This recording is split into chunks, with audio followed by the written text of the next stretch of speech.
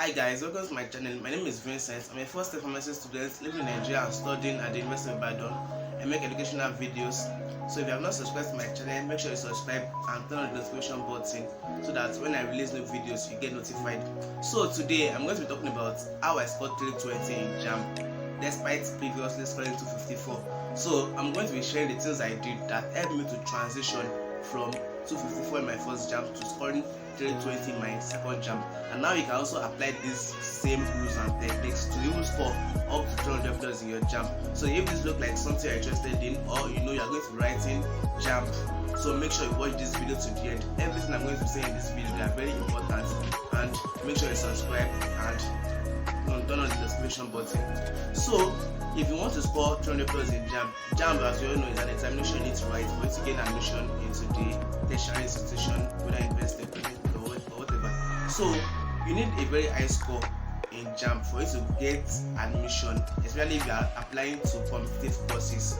So it's not very easy to score 300 plus in JAMB. Actually, a lot of people don't even score up to 250 in JAMB. So getting more than 300 plus in JAMB is like a very special thing, to be very honest. It's not something that comes easy.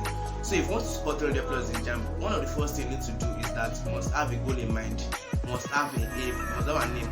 So if you want to score 300 plus in JAMB, don't just read or just write the JAMB anyhow. You must have a special goal in mind. You must have an aim, you must have an objective, you must have a target score you want to meet.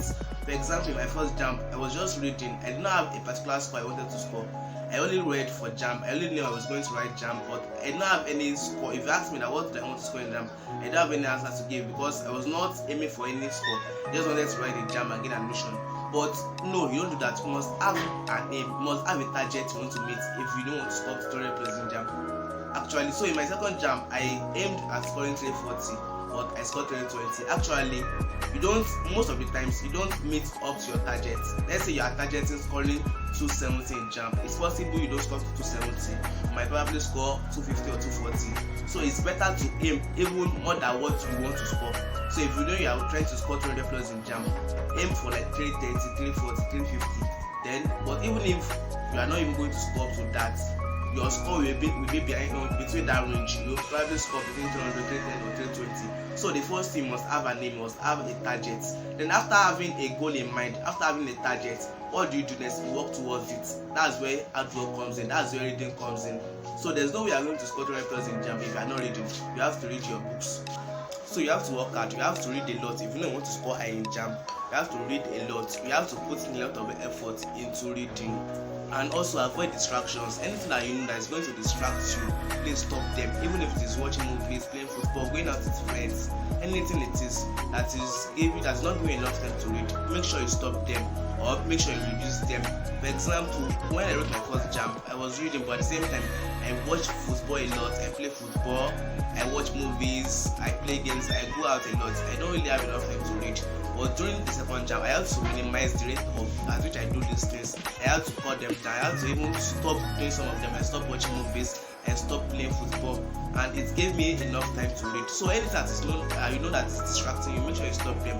Put in more attention into you reading for your JAMB. That's another thing. Also, start early, start preparing early. Don't wait till JAMB is there before you start reading. You can start reading now. You can start reading 6 months into the exam. Even if possible, you can start reading a year before the exam.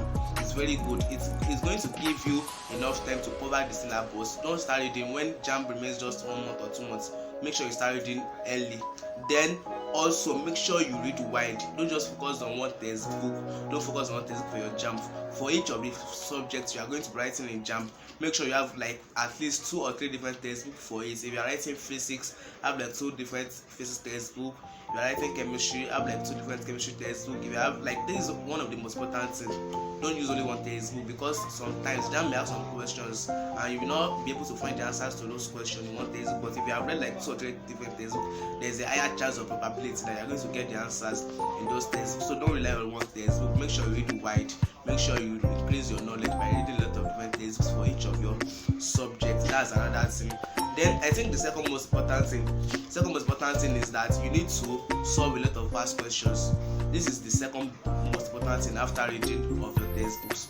Solve a lot of past questions. Like they are very very important. Past questions, the reason why they are important is number one, they help you to have an idea of how the exam is. Like they help you to have an idea. They are like a kind of typical questions that are going to be asked in your exam, so they help you to study. And also past questions, they help you to evaluate yourself. There's a very common experience that if you are solving past questions and there's a particular mark or the range of mark you get when you are solving the past question, it is very high probability that when you write your JAMB also you score that same mark. So they help you to evaluate yourself. Then past questions, they are very also important because sometimes JAMB also repeats questions from those past questions. Even if they don't repeat the question word for word, there is a higher chance that something that you have seen in the past question before, you might see it also in your JAMB or something very similar. Do you understand? Especially if you are writing physics and maths, like it's very good to use past questions. Make sure you solve past questions. In my first year, I did not solve a lot of past questions, but my second year, I solved the whole past questions from 1978 to the end. I solved everything like 2 or 3 different times. I solved it like 2 or 3 different times and I finished this.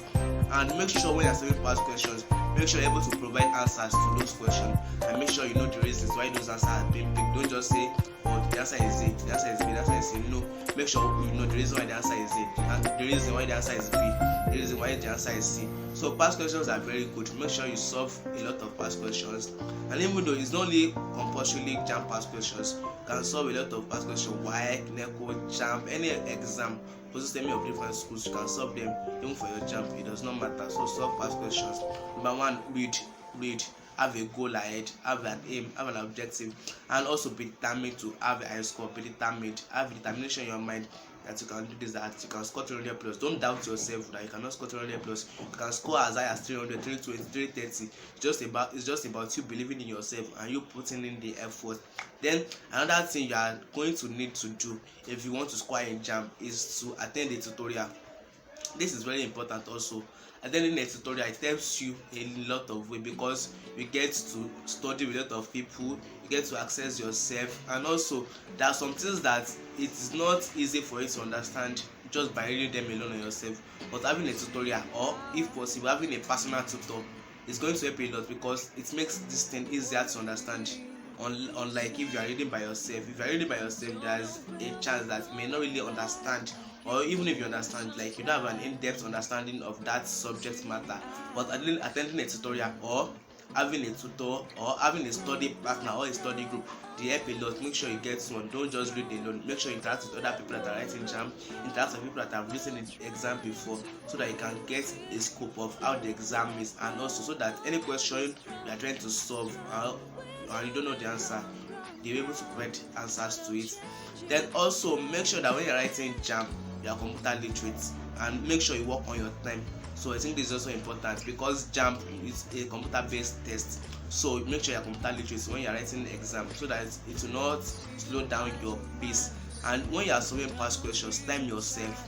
Time is very important in JAMB. In JAMB, you have 180 questions to answer in 120 minutes. So time is a very limiting factor in JAMB. It is one of the reasons why a lot of people fail. Most people that fail JAMB is not really because they don't know it, but because of the time allocated to them is too small. So you have 120 minutes to solve 180 questions. Make sure you are very very fast. So and how can you be fast? By solving questions and timing yourself. That's the best way to maintain your speed, to increase your speed of answering questions. Make sure that when you answer questions in your JAMB past question, you time yourself, and even let the time you are going to give yourself, let it be smaller than the one you are giving in JAMB. Don't forget you have 180 questions in JAMB to solve within 120 minutes.